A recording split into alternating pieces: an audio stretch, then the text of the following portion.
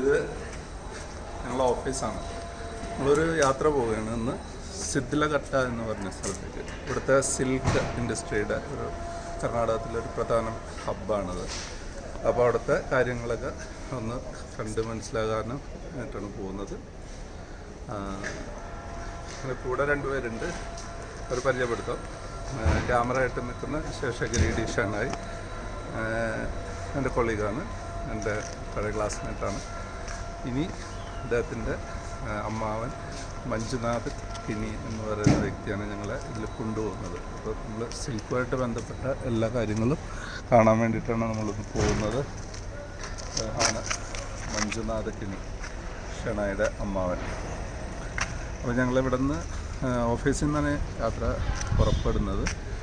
എന്നിട്ട് എപ്പോൾ എങ്ങനെ കഴിയും എങ്ങനെ തീരും എന്നൊന്നും പറയാൻ പറ്റുന്നില്ല. കർണാടകത്തിൽ വന്നതിന് ശേഷം, കോവിഡൊക്കെ വന്നതിന് ശേഷം ഒരുപാട് യാത്രകൾ ചെയ്തെങ്കിലും അതൊന്നും വീഡിയോ ആയിട്ട് ചെയ്തില്ല. അപ്പോൾ അതിന് ചെയ്തിട്ട് ഗ്രേറ്റ് ഇന്ത്യൻ എക്സ്പെഡീഷൻ്റെ തന്നെ കർണാടക സ്റ്റേറ്റ് ഫോൾഡറിൽ ഇടാനാണ് ഉദ്ദേശിക്കുന്നത്. അപ്പോൾ ഗ്രേറ്റ് ഇന്ത്യൻ എക്സ്പെഡീഷൻ്റെ കർണാടക എഡിഷനിലേക്ക് എല്ലാവർക്കും സ്വാഗതം.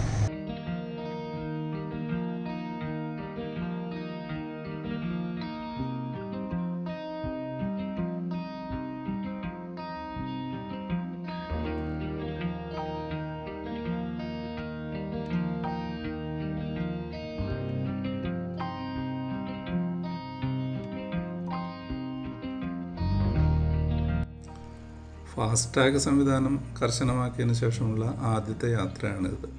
ചില സ്ഥലങ്ങളിലെല്ലാം കൂടുതൽ സമയമെടുക്കുന്നുണ്ട്, ചില സ്ഥലങ്ങളിൽ എളുപ്പം കടന്നു പോകാൻ പറ്റുന്നുമുണ്ട്.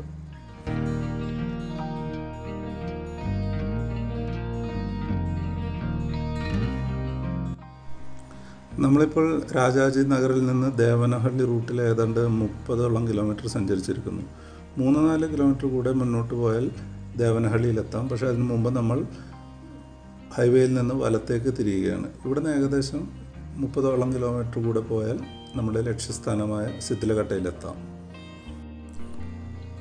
ശ്രീ മഞ്ജുനാഥ് കിണി സിദ്ലഘട്ടയിൽ ബാങ്ക് മാനേജറായിരുന്നപ്പോൾ അവിടെ ഉണ്ടായിരുന്ന സിൽക്ക് വ്യവസായികളുമായിട്ടുള്ള അടുപ്പത്തിൻ്റെ പുറത്താണ് നമ്മൾക്കിന്ന് യാത്ര തരമായിരിക്കുന്നത്.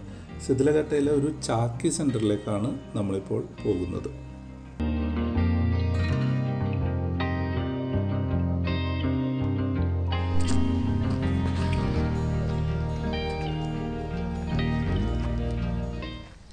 ഈ പ്രദേശങ്ങളിൽ എവിടെ വന്നാലും കാണുന്ന ഈ ചെമ്പരത്തി പൂവിൻ്റെ ഇല പോലെ കാണുന്നത് മിക്കവാറും ഏത് വേലിയുടെ സൈഡിലൊക്കെ നിൽക്കുന്നുണ്ടെങ്കിലും അത് മൾബറി ട്രീ ആണ്. പുഴുവിന് തീറ്റ കൊടുക്കാൻ വേണ്ടിയിട്ട് വളർത്തുന്ന വൈറ്റ് മൾബറിയുടെ ട്രീ ആണ് എല്ലായിടത്തും കാണുന്നത്. ഈ പൊക്കത്തിൽ വെട്ടി നിർത്തിയിട്ടുണ്ടാവും. ഇത് ഒരു പട്ടുനൂൽ പുഴുവിനെ വിരിയിച്ചെടുക്കുന്ന ഒരു സെൻ്ററാണ് ഇവിടുത്തെ.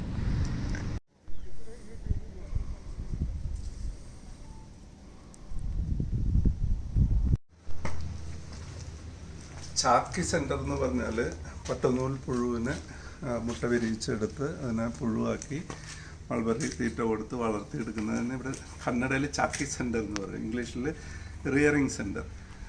ശ്രീ വെങ്കടേഷിൻ്റെ ഇവിടെ ഈ സെൻറ്ററിൻ്റെ ഓണറാണ് അദ്ദേഹം.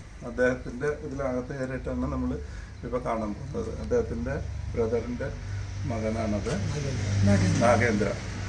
അപ്പോൾ ഈ ചാക്കി സെൻറ്ററിനകത്ത് ഉള്ള മുട്ട വിരിയിച്ച് പുഴുവാക്കി എടുക്കുന്നതാണ് നമ്മൾ കാണാൻ പോകുന്നത്.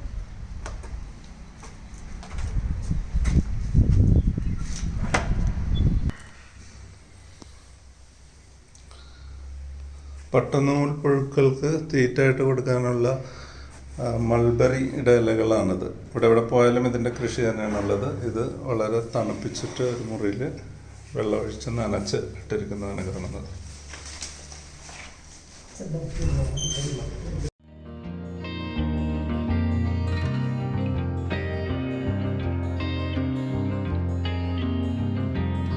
മൾബറി ഇലകൾ മുറിച്ച് ചെറിയ കഷ്ണങ്ങളാക്കിയിട്ട് ട്രേയിൽ ഇട്ട് കൊടുക്കാൻ വേണ്ടിയിട്ടുള്ള യന്ത്രമാണത്.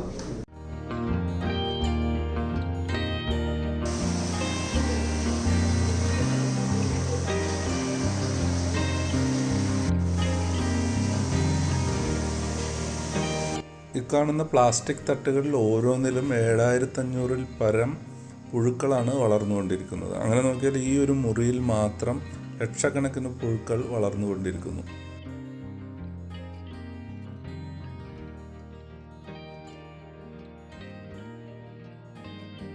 പുഴുക്കൾ വളരുന്ന ഇടങ്ങളിലും മുട്ട വിരിയിച്ച് പുഴുക്കളെ ഉണ്ടാക്കുന്ന മുറികളിലും 25 ഡിഗ്രി താപമാനവും 75 മുതൽ 80% വരെ ഹ്യൂമിഡിറ്റിയും നിലനിർത്തേണ്ടത് അത്യാവശ്യമാണ്. അതിനുവേണ്ടിയുള്ള എയർ കണ്ടീഷണറുകളും മറ്റ് സജ്ജീകരണങ്ങളും ഈ മുറികളിലെല്ലാം ഉണ്ട്.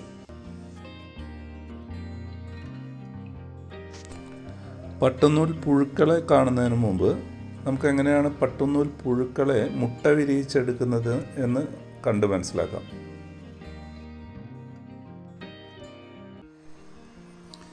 ഈ വെളുത്ത കടലാസിൽ കറുത്ത നിറത്തിൽ കാണുന്നതാണ് ഒരു പട്ടുനൂൽ പുഴുവിൻ്റെ മുട്ടകൾ. ഓരോ വട്ടത്തിലും 300 മുതൽ 500 വരെ മുട്ടകളുണ്ട്. ഇത് 8 ദിവസത്തിന് മുകളിൽ പ്രായമായ മുട്ടകളാണ്. ഒരു പട്ടുനൂൽ പുഴുവിന് 4 ഘട്ടങ്ങളാണുള്ളത്. ഒന്ന് അതിൻ്റെ ഈ കാണുന്ന മുട്ടകൾ, 2 പുഴു അഥവാ കാറ്റർപില്ലർ, 3 പ്യൂപ്പ, 4 മോത്ത് അഡൽട്ട് അല്ലെങ്കിൽ ശലഭം എന്ന് പറയുന്ന അവസ്ഥ. ആൺശലഭത്തിനെയും പെൺശലഭത്തിനെയും ഇണ ചേർത്തതിന് ശേഷം പെൺശലഭത്തിനെ എടുത്ത് പ്ലാസ്റ്റിക്കിൻ്റെ ഒരു കറുത്ത വട്ടമുണ്ട്, അതിനകത്തിട്ട് ഈ വെളുത്ത കടലാസിൽ സ്ഥാപിക്കുന്നു. അതുകൊണ്ടാണ് അത് മുട്ടയിടുമ്പോൾ ഈ വട്ടത്തിൽ വരുന്നത്. പിന്നീട് ഈ 8 ദിവസം പ്രായമായ ഈ മുട്ടകളെ ഒരു കറുത്ത കവറിലിട്ട് ഇരുട്ട് മുറികളിൽ സ്ഥാപിക്കുന്നു. 36 മണിക്കൂറിന് ശേഷം അത് മുട്ട വിരിഞ്ഞ് കുഞ്ഞുങ്ങൾ പുറത്തു വരുന്നു.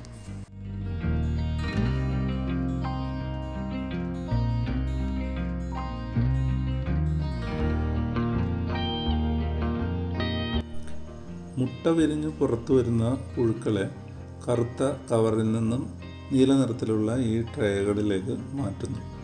അപ്പോൾ മുതൽ ദിവസം 2 നേരം ഇതിൻ്റെ മൾബറി ഇലകൾ തിന്നാനിട്ട് കൊടുക്കുന്നു. അതങ്ങനെ തിന്നുകൊണ്ടേയിരിക്കും. 3-4 ദിവസം കഴിയുമ്പോൾ ചില പുഴുക്കൾ പനി പിടിച്ച പോലെ ഇരിക്കും. കുറച്ച് പുഴുക്കൾ അതിൽ നിന്ന് ചത്തുപോകും. ബാക്കിയുള്ള പുഴുക്കൾ 20 ദിവസത്തിന് മുകളിൽ ഇതിങ്ങനെ ഇലകൾ തിന്നുകൊണ്ടേയിരിക്കും. ഈ ട്രേയിൽ ഇപ്പോൾ കാണുന്നത് 8 ദിവസം വളർച്ചയായ പുഴുക്കളാണ്. ഓരോ ട്രേയിലും 7500-ലധികം പുഴുക്കളുണ്ടെന്ന് ആദ്യമേ പറഞ്ഞല്ലോ.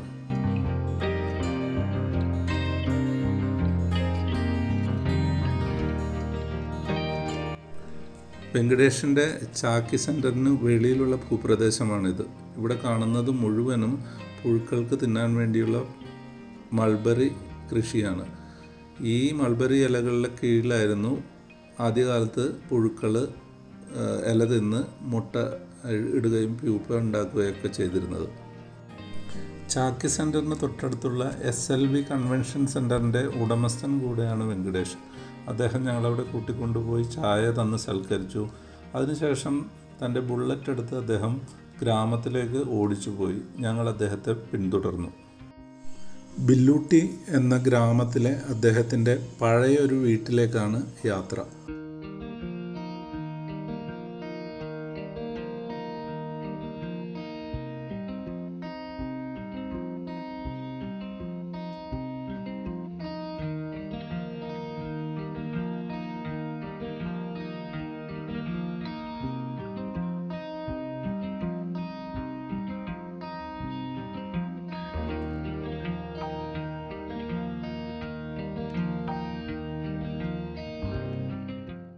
നമ്മളിപ്പോൾ വെങ്കടേഷിൻ്റെ വീട്ടിൽ വന്നിരിക്കുകയാണ്. അദ്ദേഹത്തിൻ്റെ വീട്ടിലാണ് ഇതിൻ്റെ ആദ്യത്തെ സ്റ്റേജ്. മുട്ട വിരിയിക്കുന്ന, അതിന് ബ്രീഡ് ചെയ്യിക്കുന്ന പരിപാടികൾ നടക്കുന്നത് അദ്ദേഹത്തിൻ്റെ വീട്ടിലാണ്. അതിൻ്റെ വളർച്ച, ആ സംഭവങ്ങളെല്ലാം അകത്തുനിന്ന് കാണാം.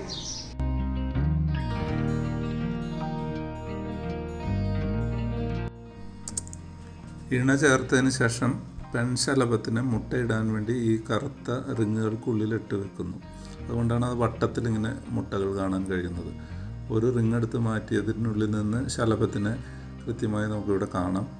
ഇത് അധികം ദൂരേക്കൊന്നും പറന്നു പോകുന്നില്ല എന്നുള്ളൊരു പ്രത്യേകതയാണ്. ഇത്തരത്തിൽ ആയിരക്കണക്കിന് റിങ്ങുകളിലായി ഒരുപാട് ശലഭങ്ങൾ ഇവിടെ മുട്ടയിട്ടുകൊണ്ടേയിരിക്കുന്നു.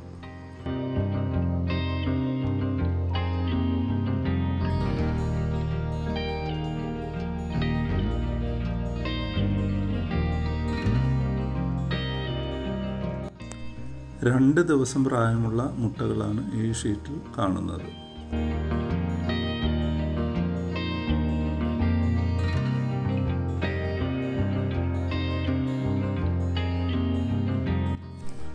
ഈ തട്ടുകളിൽ കാണുന്നതാണ് പ്യൂപ്പ.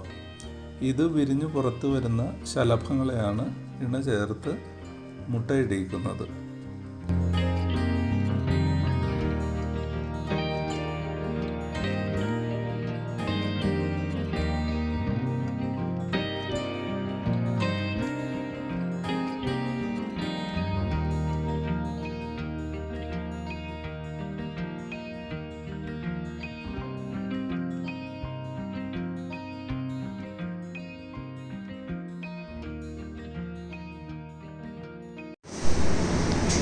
ഈ കൊക്കൂൺ കുനികൽ എന്ന് പറഞ്ഞ സ്ഥലത്തു നിന്ന് വരുത്തുന്നതാണ്. ഇത് കുനികളിൽ മാത്രമേ ഉണ്ടാക്കാൻ പാടുള്ളൂ. ജനറ്റിക്കലി പേറ്റൻറ്റഡ് കൊക്കൂണാണ്. മൈസൂർ സിൽക്കിൻ്റെ ക്വാളിറ്റി ഇതിനെ ഡിപ്പെൻഡ് ചെയ്താണ് നിൽക്കുന്നത്. അതുകൊണ്ട് അത് ബൈ ലോ നിയമപ്രകാരം അത് കുനികളിൽ മാത്രമേ പ്രൊഡ്യൂസ് ചെയ്യാൻ പാടുള്ളൂ, ആ ഒരു ഏരിയയിൽ മാത്രം. അവിടെ നിന്ന് ഇവർ കിലോഗ്രാമിന് 400 രൂപ കൊടുത്തിട്ട് വാങ്ങിയിട്ട് വരുന്നതാണ്. അപ്പോൾ ഇതിൻ്റെ ഉള്ളിൽ പുഴുണ്ടാവും. ഇതിനകത്ത് ഇവിടെ വന്നതിന് ശേഷം അത് മൂത്തായിട്ട് പുറത്ത് വരും. ആ പുറത്ത് വരുന്ന ഹോളാണ് ഈ കാണുന്നത്.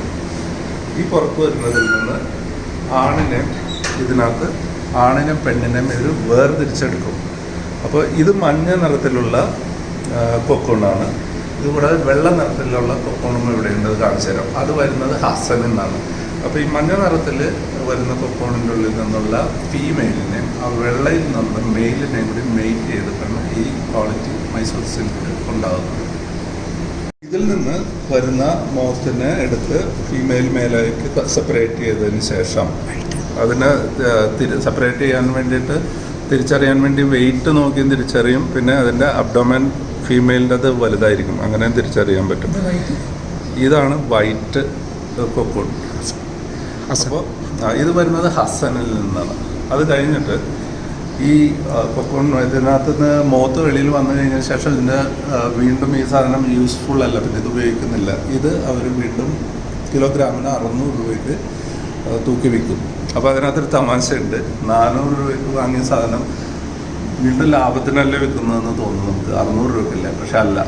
400 രൂപ വാങ്ങുമ്പോൾ അതിനകത്ത് പ്യൂപ്പ ഇതിനകത്തുള്ളത് കൊണ്ട് വെയിറ്റ് കൂടുതലായിരിക്കും. ഇത് പോന്നു കഴിഞ്ഞ് കഴിഞ്ഞാൽ പിന്നെ വെയിറ്റ് കുറയും. അപ്പോൾ 600 രൂപയ്ക്ക് വിൽക്കുമ്പോൾ ബൾക്ക് ക്വാണ്ടിറ്റി കൂടുതലായിരിക്കും, വോളിയം കൂടുതലായിട്ടാണ്. അതുകൊണ്ട് ഒരു വലിയ ലാഭമില്ല. അങ്ങനെ തൂക്കി വിൽക്കും. ഇത് പിന്നീട് അതിന് ഉപയോഗിക്കുന്നത് നമ്മൾ ടയറിൻ്റെ ത്രെഡ്, അതുപോലെ മറ്റ് ത്രെഡുകൾ, റോ ത്രെഡുകളൊക്കെ ഉണ്ടാക്കാൻ വേണ്ടിയിട്ടാണ് പിന്നീട് ഈ കൊക്കൂണിനെ ഉപയോഗിക്കുന്നത്. അതല്ലാതെ വേറെ ഉപയോഗമൊന്നുമില്ല.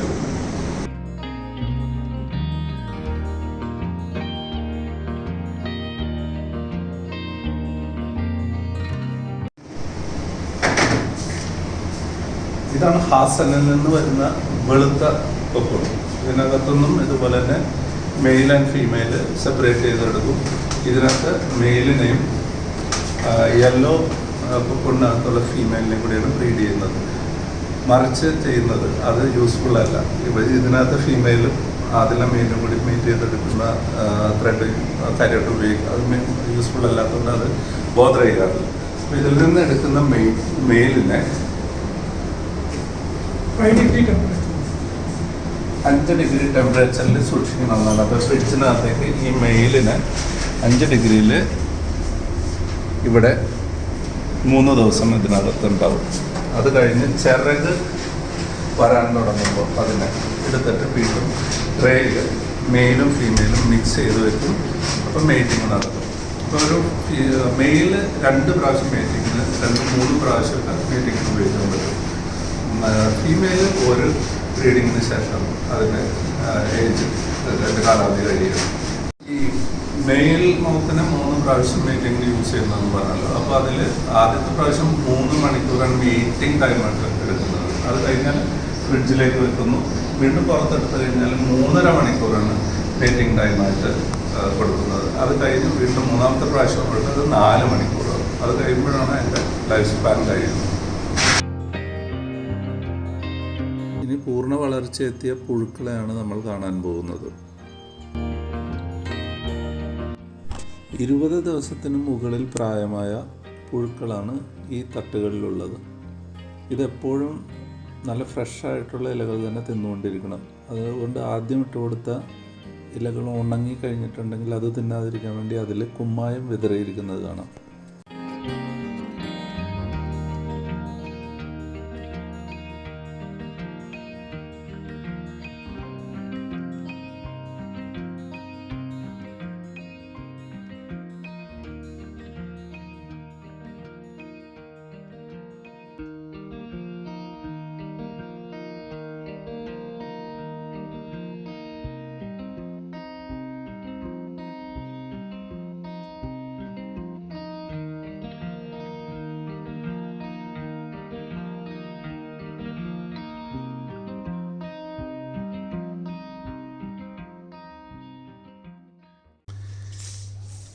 ഇവിടെ കാണുന്ന ട്രേയിലെ വലിയ തട്ടുകളിൽ ഏതാണ്ട് 8 ട്രേകളിലെ പുഴുക്കളാണ് ഇട്ടിരിക്കുന്നത്. എന്ന് വെച്ചാൽ ഒരു 70,000 60,000-നും 70,000-നും ഇടയ്ക്ക് പുഴുക്കൾ ഇതിനകത്തുണ്ട്. ഈ പുഴുക്കളും ആദ്യം 8 ദിവസത്തിൽ നമ്മൾ കണ്ട പുഴുക്കളും തമ്മിലുള്ള വ്യത്യാസം, പനി പിടിച്ച് കുറച്ച് ദിവസം തിന്നാതിരിക്കണം എന്ന് പറഞ്ഞിട്ടുണ്ടായിരുന്നു ആദ്യത്തെ പുഴുക്കളുടെ കാര്യത്തിൽ. അത് പനി പിടിച്ചു കഴിഞ്ഞാൽ അങ്ങ് ചത്തുപോകും, അത്രയേ ഉള്ളൂ. ഈ രൂപത്തിലേക്ക് വന്നു കഴിഞ്ഞാൽ ആ 8 ദിവസം കഴിഞ്ഞാൽ പിന്നെ പനി പിടിക്കുന്ന പ്രശ്നമൊന്നുമില്ല. 40 ദിവസമാണ് ഇത് പുഴുവിൻ്റെ മോത്ത അടക്കമുള്ള ശലഭമാകുന്ന അടക്കമുള്ള അതിൻ്റെ ലൈഫ് സ്പാനെങ്കിൽ അതിൽ 20 ദിവസം അല്ലെങ്കിൽ 28 ദിവസവും അത് തിന്നുകൊണ്ടേ ഇരിക്കുകയാണ്. തീറ്റ തന്നെയാണ് പ്രധാന പണി. ചില പുഴുക്കളെങ്കിലും അതിൻ്റെ ധർമ്മം പൂർത്തിയാക്കുന്നതിന് മുൻപ് തട്ടുകളിൽ നിന്ന് താഴെ വീണ് ഇതുപോലെ ചതഞ്ഞരഞ്ഞു പോകുന്നുമുണ്ട്. ഇനി നമുക്ക് കാണാനുള്ളത് പ്യൂപ്പ എന്ന ഘട്ടം മാത്രമാണ്. അതിനു മുമ്പ് തൊട്ടടുത്തുള്ള ഗ്രാമത്തിലെ ഒരു ക്ഷേത്രത്തിലെ ഘോഷയാത്രയുടെ കാഴ്ച കൂടി കണ്ടിട്ട് നമുക്ക് പ്യൂപ്പയിലേക്ക് കിടക്കാം.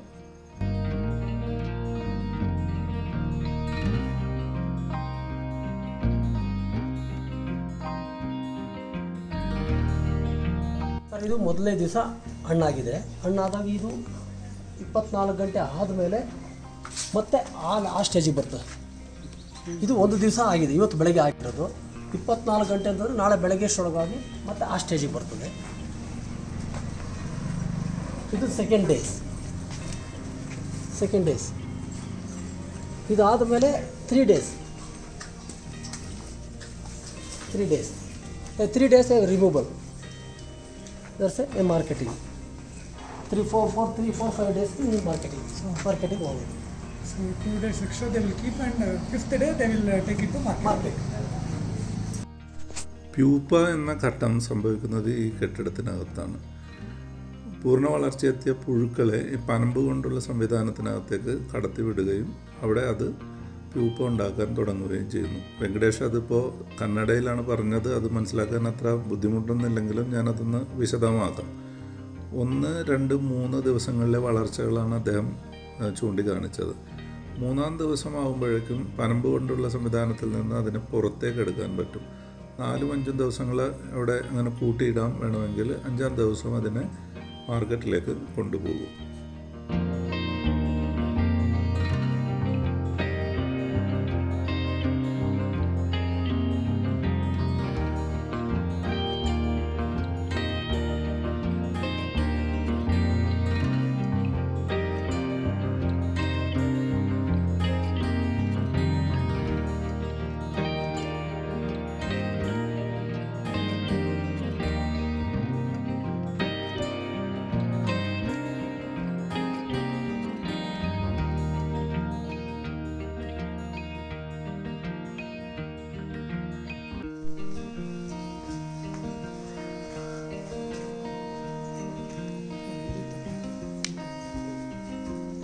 ജീവനുള്ള പുഴു അത് അവിടെ കണ്ടില്ലേ. ഇനി അത് കൊക്കണിലേക്ക് കടന്ന് 3 ദിവസം ഇതിൻ്റെ ഉള്ളിൽ മൂലുണ്ടാക്കിയിട്ടുള്ള കൊക്കണ്ണാണ് ഈ കാണുന്നത്. ഇതിൻ്റെ ഉള്ളിലെ പുഴുവുണ്ട്. ഇതിൽ 3-ാം ദിവസം തൊട്ട് മാർക്കറ്റിലേക്ക് പോകും.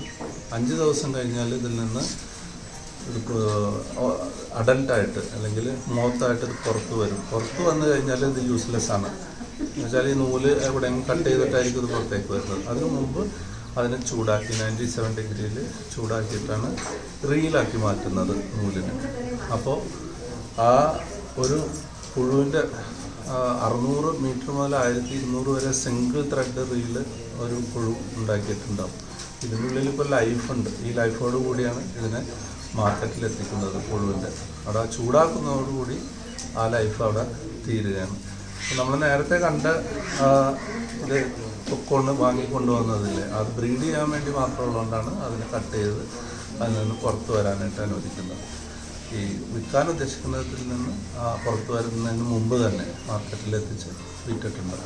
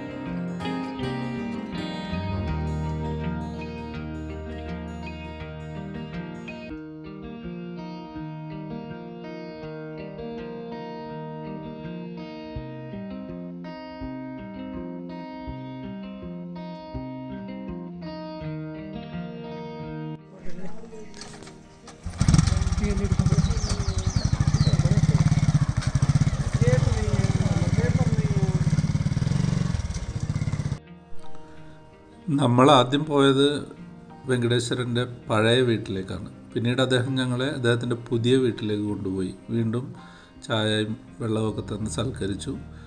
അതിനുശേഷം ഞങ്ങൾ അദ്ദേഹത്തോട് വിട പറഞ്ഞു. ഇനി ഞങ്ങൾക്ക് പോകാനുള്ളത് ഈ കൊക്കൂണുകൾ അൺറീൽ ചെയ്തെടുക്കുന്ന ഫാക്ടറികളിലേക്കാണ്. അങ്ങോട്ടുള്ള വഴിയെല്ലാം പറഞ്ഞു തന്ന് അദ്ദേഹം ഞങ്ങളെ യാത്രയാക്കി.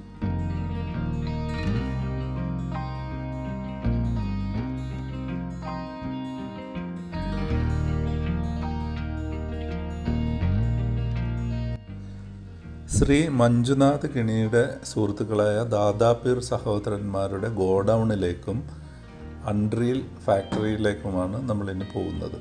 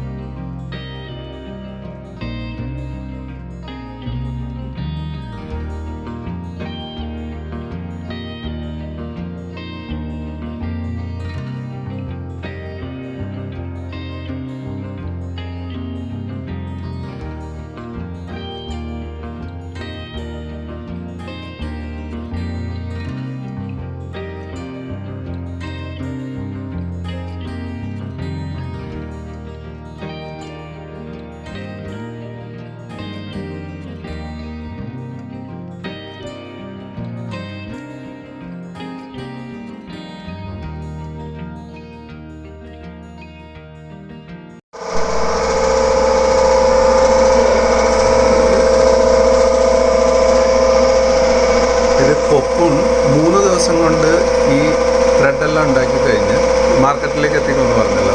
5-ാം ദിവസം ആകുമ്പോഴേക്കും ഇത് മോത്തായിട്ട് വെളിയിൽ വരും. വെളിയിൽ വന്നു കഴിഞ്ഞ് കഴിഞ്ഞാൽ ത്രെഡ് തന്നെ നമുക്ക് യൂസ് ചെയ്യാൻ പറ്റില്ല. അത് കൊക്കോൺ അത് മോശമായി പിന്നെ. അപ്പോൾ അതുകൊണ്ട് ഇവർ പുതിയ ടെക്നോളജി എല്ലാം ഉപയോഗിച്ചിട്ട് ചെയ്യുന്നൊരു പരിപാടി എന്താണെന്ന് വെച്ചാൽ അതിൻ്റെ അകത്തുള്ള കൊക്കോണിൻ്റെ അകത്തുള്ള മൂത്തിൻ്റെ ലൈഫ് കളഞ്ഞിട്ട് 6 മാസം വരെ കീപ്പ് ചെയ്യുന്ന ഒരു സിസ്റ്റം ഉണ്ട്. അതാണ് ഒരു സ്റ്റീമറാണ്. ഈ സ്റ്റീമറിനകത്തേക്ക് ഇത് വെച്ചിട്ട് ചൂടാക്കി ഇതിനെ ലൈഫ് കളയുന്നു. അപ്പോൾ 6 മാസം വരെ ഇത് അവരുടെ സ്റ്റോക്ക് അനുസരിച്ച് അല്ലെങ്കിൽ അവരുടെ ഫാക്ടറിയിൽ ഇതിനെ റീൽ ചെയ്യുന്ന അവരുടെ സൗകര്യം അനുസരിച്ച് ഇവിടെ കീപ്പ് ചെയ്യാൻ പറ്റും. ശിഥിലഘട്ടയിൽ കാര്യമായിട്ടുള്ള റെസ്റ്റോറൻറ്റ്സ് ഒന്നുമല്ല. അതുകൊണ്ട് തന്നെ ഞങ്ങൾക്ക് ഉച്ചയ്ക്ക് ഭക്ഷണം കഴിക്കാൻ എന്തെങ്കിലും ചെറുതായിട്ട് തരണമെന്ന് ദാദാപീർ സഹോദരന്മാരോട് പറഞ്ഞിരുന്നു. അവർ പക്ഷേ വളരെ കാര്യമായിട്ടുള്ള ഒരു ഉച്ചഭക്ഷണം തന്നെയാണ് ഒരുക്കിയിരുന്നത്.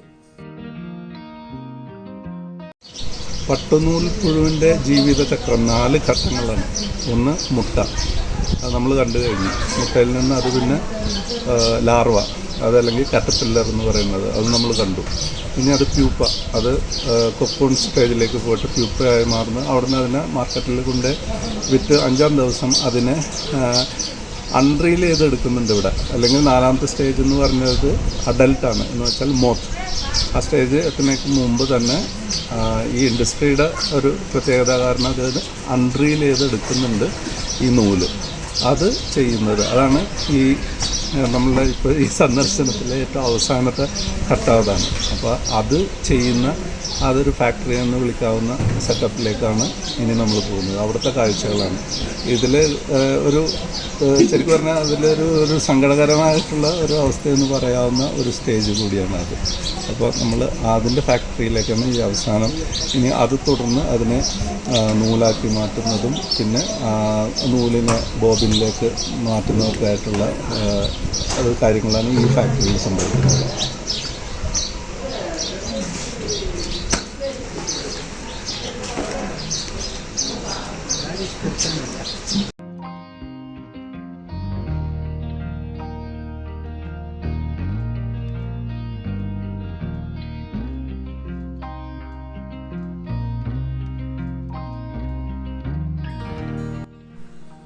സിൽക്ക് വ്യവസായത്തിലെ ഏറ്റവും വേദനാജനകമായ ഒരു രംഗമാണ് നാം ഈ കണ്ടുകൊണ്ടിരിക്കുന്നത്. കൊക്കൂണുകളെ 97 ഡിഗ്രി സെൽഷ്യസ് തിളച്ച വെള്ളത്തിലിട്ട് അതിലെ മാലിന്യങ്ങൾ നീക്കം ചെയ്യുന്നു. 3-4 ദിവസത്തിനുള്ളിൽ മോത്തായിട്ട് അല്ലെങ്കിൽ ശലഭമായിട്ട് പുറത്തു വരേണ്ടിയിരുന്ന പുഴു ഇതോടുകൂടി ആ പ്യൂപ്പയ്ക്കുള്ളിലിരുന്ന് വെന്ത് മരിക്കുന്നു. ഈ ഫാക്ടറിക്കുള്ളിൽ മുഴുവൻ അങ്ങനെ പുഴുക്കളുടെ വെന്ത മാംസത്തിൻ്റെ മണമാണ്.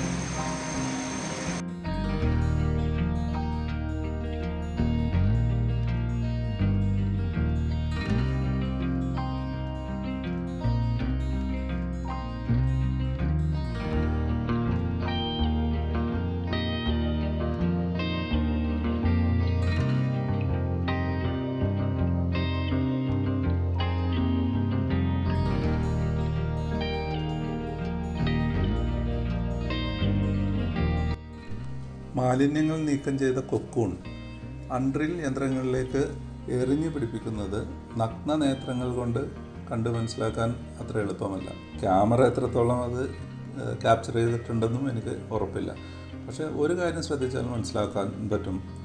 പട്ടുനൂൽ പുഴു ഉണ്ടാക്കുന്ന 8 നൂലുകൾ ചേർന്നാണ് നമ്മുടെ വസ്ത്രത്തിലുള്ള ഒരു നൂലായി മാറുന്നത്. ഈ വെള്ളത്തിൽ പൊന്തിക്കിടക്കുന്ന കൊക്കൂണുകൾ ശ്രദ്ധിച്ചാൽ അത് മനസ്സിലാക്കാൻ പറ്റും.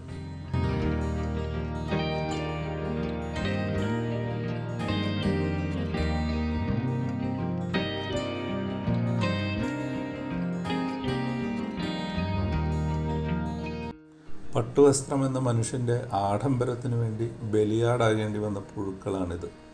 വെന്തു പൊങ്ങിയ ഈ പുഴുക്കളെ തിന്നാനായി നിറയെ കോഴികളെ ഫാക്ടറിക്കുള്ളിൽ വളർത്തുന്നുണ്ട്.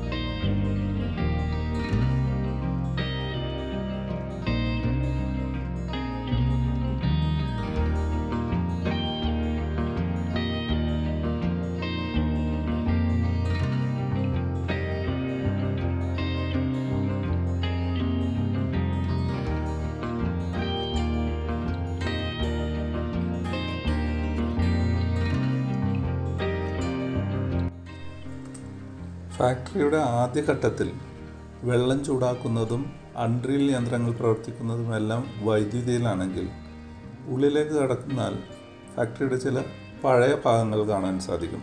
അവിടെ വെള്ളം ചൂടാക്കുന്നത് വിറക് കത്തിച്ചിട്ടാണ്. അതുപോലെ തന്നെ നൂല് ചുറ്റിയെടുക്കുന്ന സമയത്ത് ചൂടാക്കിയെടുക്കുന്ന സംവിധാനമുണ്ട്. അതെല്ലാം വിറക് കത്തിച്ച് കനൽ ചൂടാക്കിക്കൊണ്ടാണ് ആ സംവിധാനമെല്ലാം നിലനിർത്തി പോരുന്നത്.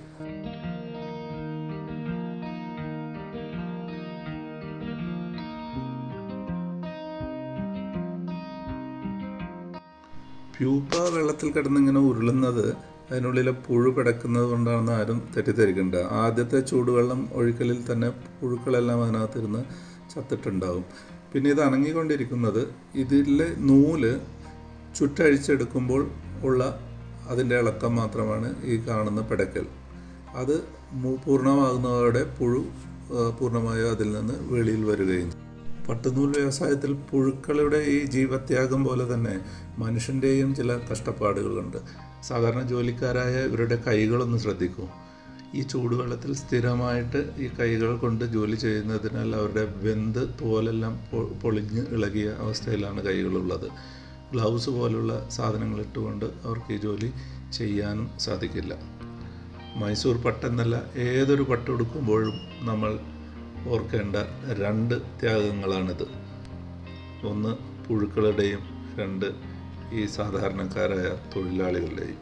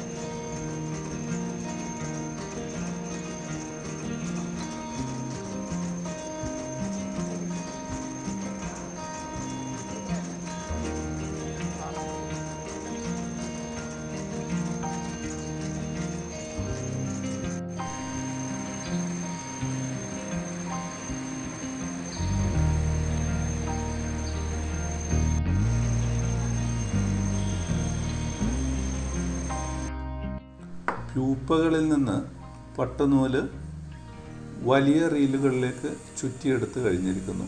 ഇനി ചെറിയ റീലുകളിലേക്കും ബോബിനുകളിലേക്കും അത് ചുറ്റിയെടുക്കുന്ന മറ്റൊരു ഫാക്ടറിയിലേക്കാണ് നമുക്ക് പോകേണ്ടത്.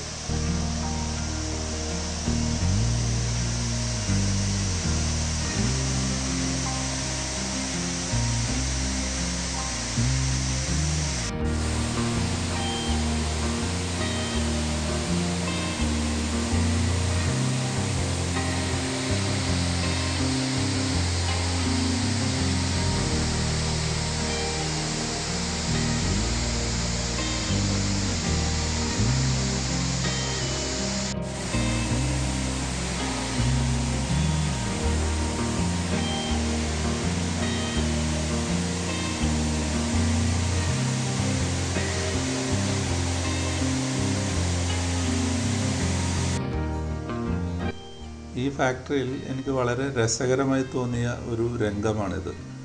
ബോബിനുകളിൽ നൂല് ചുറ്റുന്ന ഈ തൊഴിലാളി ആ നൂലിൻ്റെ ഒരറ്റം താൽക്കാലികമായി തൻ്റെ തലയിലാണ് വെക്കുന്നത്. പിന്നീട് അവിടെ നിന്നെടുത്ത് അത് ബോബിനിലേക്ക് ചുറ്റുന്നുമുണ്ട്.